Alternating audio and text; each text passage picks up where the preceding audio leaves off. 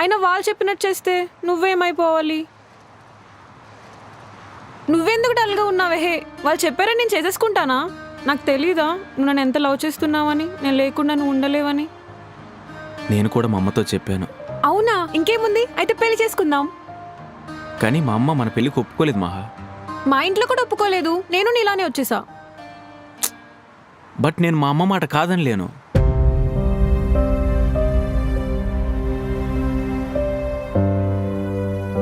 ఏమంటున్నావు రాకేష్?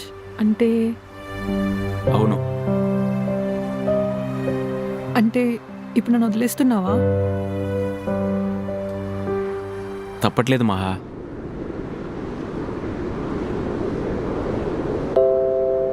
ప్లీజ్ మహా, ఏడవకు.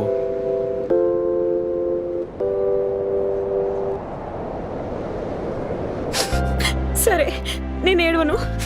నన్ను ఒక లవ్ చేసి నిన్ను పెళ్లి చేసుకుంటాను, నువ్వు మా అమ్మ తర్వాత అమ్మలాంటి దానివి, జీవితాంతం నీకు తోడుంటానని ఇప్పుడు వాళ్ళమ్మ ఒప్పుకోవట్లేదని నన్ను ఒంటరి వదిలేసి వెళ్ళిపోతే నేను ఏడవను.